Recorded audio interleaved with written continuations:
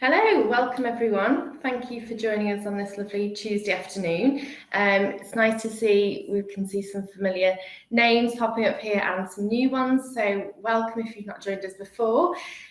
Just while we embark on our chat between Libby and I, if you've got any questions during the webinar, just pop them in the comments section because we will have members of the team who are able to answer them. Any we don't get around to, we will answer either at the end or after the webinar. Okay, so I will move on to the first slide. Yeah, so this is a subject that we absolutely love because it encapsulates everything we do as an agency. So why internal comms and marketing should really work together. And we see this all the time, that when they work brilliantly and they streamline together, the results are really powerful. So we're going to go through it today, a little bit of how we can start to, what key benefits and key pointers we can sort of throw your way so that you can start to do the same thing. So just a bit of background about who we are. So I'm Libby, this is Emma, and Entwisle is an agency up in the Northwest. We have always been traditionally an external marketing agency, super creative, and we work with businesses on their branding, traditionally on their external marketing, so how they perceive themselves to the outside world. So it can be websites, it can be social content, all their voices and messages to everyone outside of business. And what we found when working in that, there's a lot of, or there's a lack of strategy with the internal comms when we've been working with a lot of these bigger businesses, which led us to create Endorphin in 2022, which is our sister brand, still part of the Entwisle group, and focuses more on the internal comms. So I'll hand over to Emma to talk a little bit more about that. Yeah, so when I joined Entwisle, I joined as senior account manager. I had a background in employee engagement, and Jane and Libby were speaking to me about internal comms projects they've been working on with existing clients who were, traditionally more on the external marketing sort of client base, but actually the growing demand for the internal comms was becoming more and more apparent. Obviously, you'd had the pandemic, which was a big sort of push for people to really relook at how they were communicating with their employees.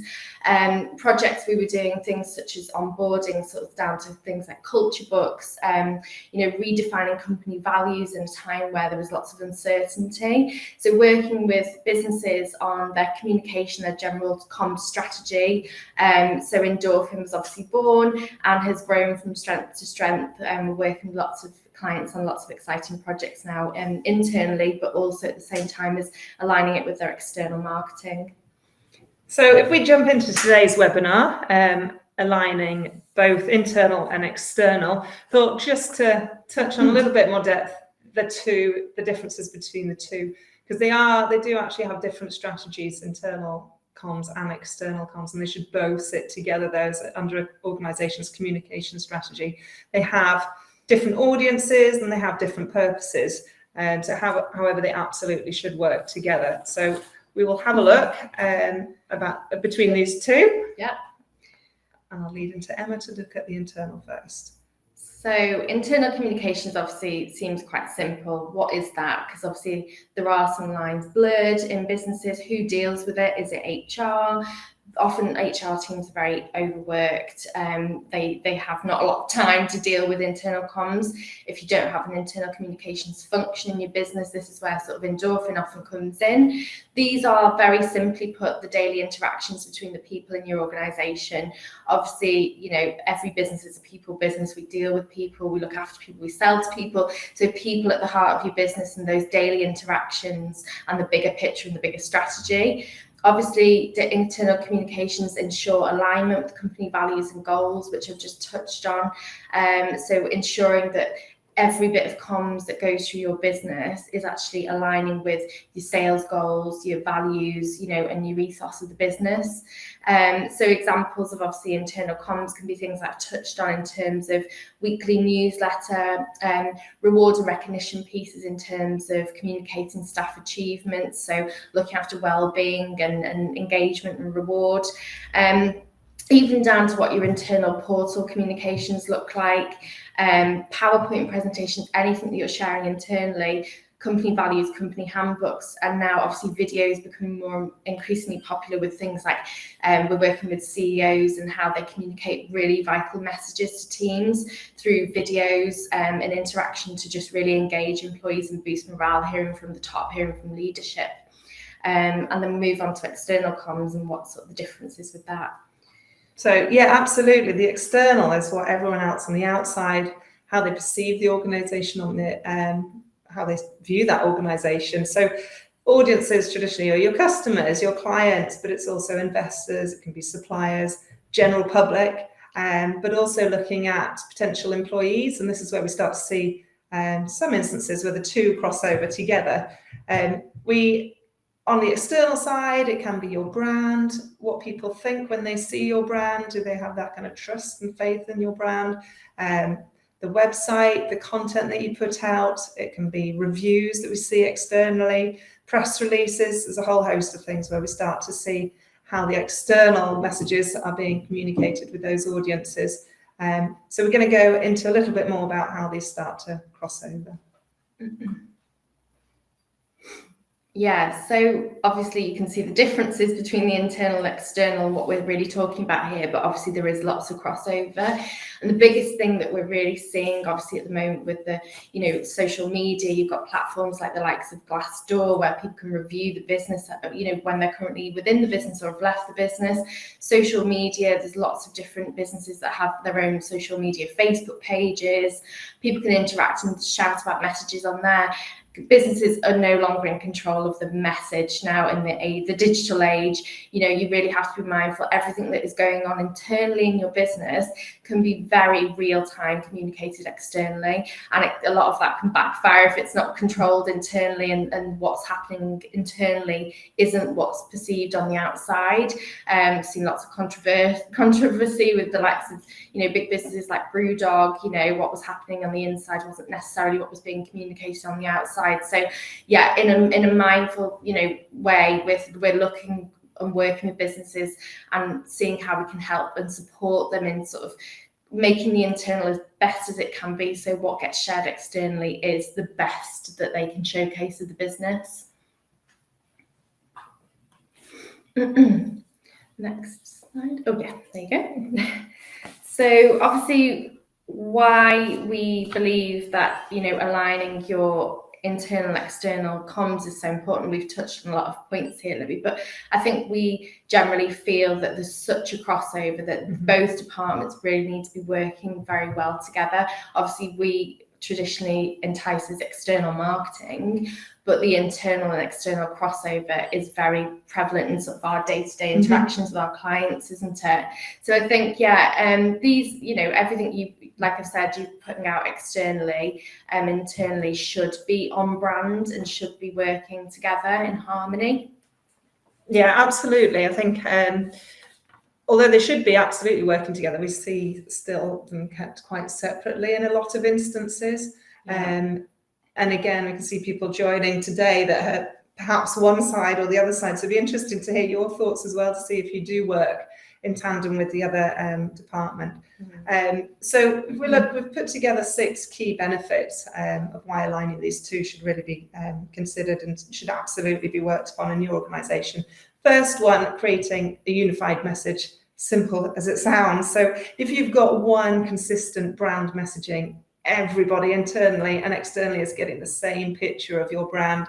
So it could be prospective customers and they get the same message, whether they're speaking to a customer sales advisor on the phone, they pick up the phone, they get the same kind of feel and brand seep through into those communications as they would see perhaps on a social post. If it's a really fun, forward-facing, uplifting brand, do they get that kind of connection with somebody with their point of contact inside? So again, making sure that those kind of messages are all aligned, and it really leads to brand authenticity. And when a brand comes across as authentic, you then start to buy in consumer trust. And once you've got that trust on board, that kind of really helps on your bottom line. You see 70% of consumers buy from brands that they trust. I know I certainly do. I don't know about you, but I am absolutely, if I trust a brand I buy from, if there's one I have no, I have nothing to do with them. I have no idea what they are. I don't see the messages. I don't see sort of everything lined up together. Then I get a bit of like, I'm not sure if this brand is kind of as trustworthy as this one. The other one might cost me more. I will still go with that one. Yeah, definitely. I think this is where a lot of our work comes in as well with Endorphin clients in the initial first phases of working with them, really sitting down and looking at what they want their brand to be looking like on the outside, how they want the brand to be perceived, and what it currently looks like internally versus what the external message is. And that's where the bulk of the work is, sitting down in these workshops to really discover that discovery phase is really, really important. Next slide. So I think here, so building employee trust and engagement. Again, we've touched on a few of these points, but obviously by doing this, you can obviously increase motivation, staff retention. So by communicating with your employees, there's so many studies out there that show by employees being informed, they feel much more motivated, included, part of the business. When messages are communicated effectively, you can even increase staff retention, and even, it helps with recruitment as well. It can influence employee behaviours. So again, going back to that engagement, employee behaviours if company values are communicated correctly. And there's, even things we've worked on reward and recognition schemes for clients. If your employees are rewarded based on those behaviours, again, you see productivity and motivation just really shoot through the roof. So I have got a case study actually that I wanted to just touch on. When I was at the Engage Internal Communications Conference, I saw Glenn Grayson of River Island. He's the head of their internal comms there. And we've actually in this, in the Endorphin in Talks with series, done an interview with him, which if you haven't seen is really, really interesting. So definitely worth watching on our YouTube channel.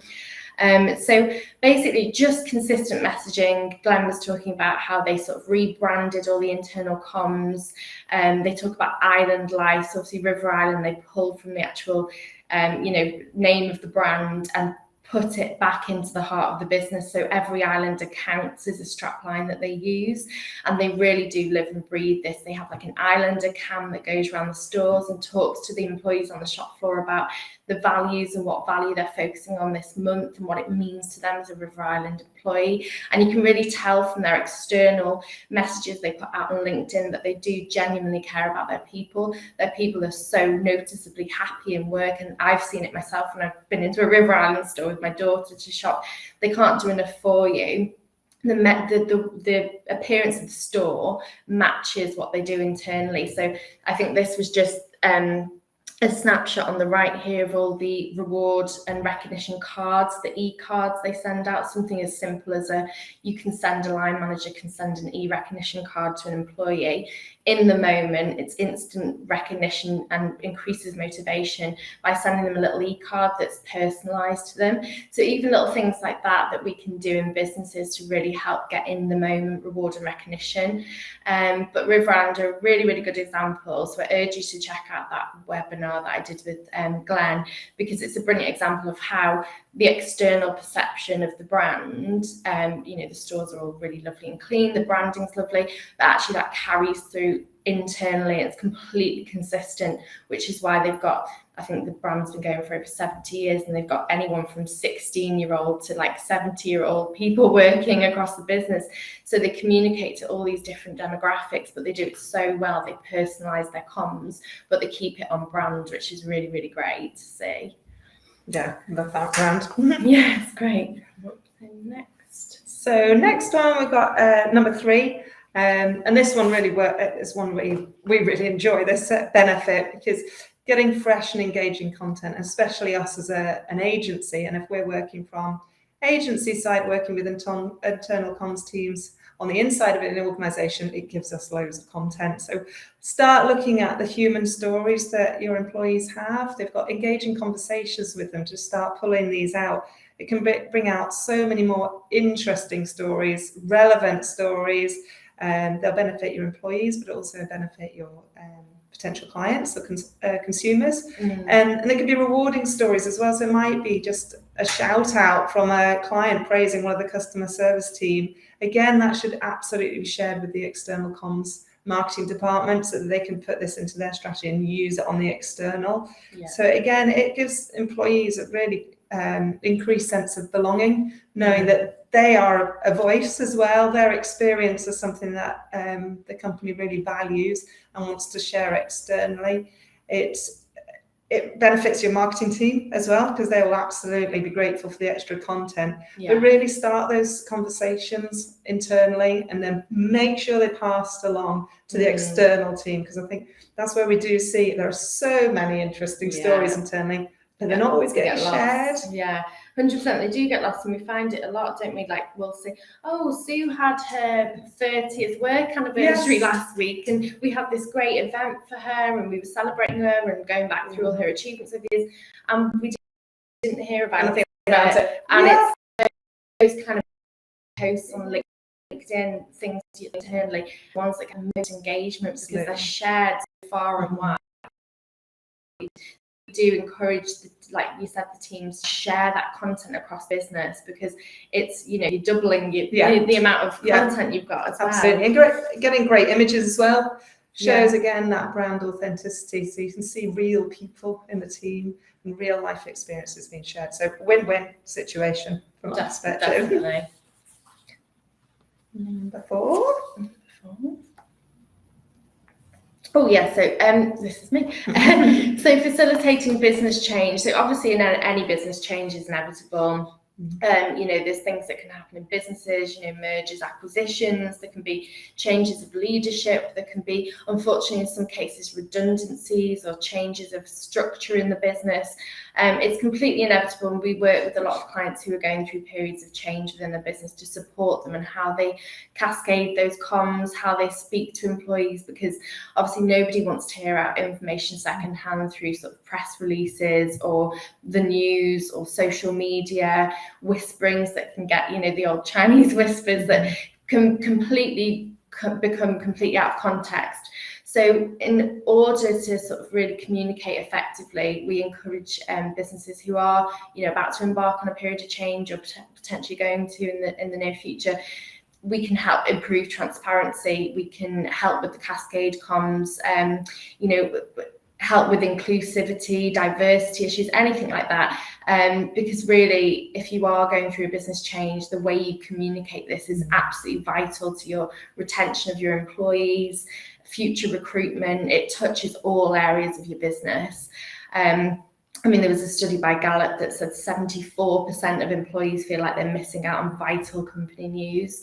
And, you know, I know from personal experience, I've worked in businesses before where, you know, there's boardroom whispering is going on, you know, there's going to be change, something's going on, someone's left, and it can really be really unsettling. And I do think it is down to the vital element of just transparent communications. If it's not managed, then gosh, you can see such anxiety within teams, and if they're not sure how safe their role is or how they're going to play a part in this change, you can start to see things like people jumping ship, and you're like, actually, you don't want that. So you need to make sure you start this structure, like Emma said, cascade comms, and have that into your communication strategy right at the start. Yeah, absolutely. Because then what that does, then obviously people start jumping ship in times of anxiety. Then you're just putting even more pressure on your HR team, which is not what they need at that time. Exactly. Okay, brilliant. Next slide. So this one builds on a bit more about what we've already talked about. If you can start to build your own little army of brand ambassadors, they're going to do your promotion for you, and they are the most authentic types of promotion that you can get. They're going to voice your, if they feel it and they've got that real life experience on the inside, that they have that enjoyment working in a place, they're happy, they feel settled, their engagement's high, they're going to talk about it on the outside. So it's really really important to have that positive internal experience, because it's shared outside. It can be shared on sites like Glassdoor, when employees can absolutely voice their concerns about a place, just talking down in the pub. They can be talking with friends, talking with family, and that in turn, if it's been given the right kind of promotion, the right kind of messages, then it can help attract talent too. And if they have bought into your values as a company, and they really see those, how their behaviours impact a success of a business, then that starts to translate in attracting the right caliber of talent as well. So we see this as really important for recruitment purposes as well, that they can start to attract the right people into your business. And there's a really nice case study that's Fuller's, which is a pub group, and they have about over 5,000 employees all dotted around, and they had a massive issue with recruitment. They had an external brand that perhaps wasn't the most favourable, that people weren't necessarily coming and applying for jobs, it was not necessarily seen as the best place to work, or there was some negativity going around. So for them, absolutely, they needed to change that external perception. Their employer brand needed to be built upon, so that we could really change what people thought when they saw Fuller's on the outside, to know that's what they're going to feel on the inside. So they did a massive piece, but that started to change. It was a big internal project. That's what it started as, an internal comms one. They started to change the tone of voice. They spoke with employees. They wanted to hear their sort of thoughts and suggestions. And then they started to create a site all dedicated to the life of Fuller. So you can see some bits on the screen.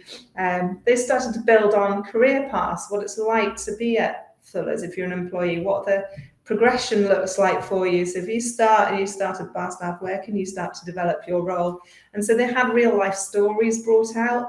They started to bring out awards. They started to really build out, and they were getting, it was about 600 applications for a role, and that grew up to over 2,500. So, and they were better quality as well. So they started to keep people. They started to attract more people, and it was so successful that that started to shape their external brand as well. So they're starting to change that tone of voice on the outside. So not just necessarily for the internal, it really becomes a big part of the external. So those two have absolutely merged in their strategy. Yeah, it just shows, doesn't it, human storytelling, I guess, coming through, and it's such a win to do that, you know, a quick win, because people can, so relatable. They're real stories. Exactly. So absolutely. So final one. So increased business revenue, obviously, like anything, you want to see return on investment. You know, if you're investing in your people and your internal comms, why are you doing that, essentially? I mean, there's so many studies out there. I've just pulled something from the Forbes study, but it's obviously showing that good company culture, including, obviously, culture encompasses everything to do with your comms, to do with your values, to do with everything that's going on in your business. Good company culture has been shown to increase revenue times 4. So it's a huge return on investment if that's what it does for your business. And we already see in terms of time spent with recruitment, time spent you know, dealing with sort of retention issues. We've helped lots of businesses already. You know, they come to us with a problem, or we, you know, find that out in a workshop. You know, actually giving businesses return on investment, it can massively invest in your internal comms, increase your business revenue. They can go completely hand in hand. Absolutely. So looking at kind of the main takeaways for from today is that the two absolutely need to be working together. They've got, if you can get these two working together, the better. You've got a more engaged workforce, which will become more proficient and more productive company. It sounds simple. It does sound simple, but we see it all too often. And again, if you're one side of the internal or the external fence, let us know how you get on. Do you work with the other departments? And again, it can be that one of those departments is an external agency. So it can be that we work from both sides of this. So we're on the internal side through a Dolphin, but we work with their teams or their marketing departments. And again, likewise, as a marketing department, we work with their internal teams. So we are always passing and sharing conversations, we're sharing messages, we're sharing communications. They really are the yin and yang of your business, and neither one is entirely effective without working in tandem with its counterpart. So we absolutely, it sounds simple, but you might sometimes need the support of an agency to sort of bring these together and help you on your way. Yeah, definitely. I think it was actually Jane Garnsey from Talk who I spoke with, who came into Talk at a time where she sat down with different departments and said the departments absolutely weren't communicating together. Marketing weren't speaking to HR. They weren't speaking, and that's where her role in internal comms came in. But again, like you said, if you don't have that function, absolutely, you know, get in touch with us. Yes. Endorphin, 100%. Yeah, and we'll put so if you're not following us already on social, we'll put them in the comments box so you can start to see all the different handles that we've got for both sides, and ask us any questions as well, and we'll endeavour to answer them. So we hope you enjoyed today. Yes. We'll see you again soon for another one. Thank you very much. Bite-sized webinar. Thanks, Libby. Take care. Take care. Bye-bye.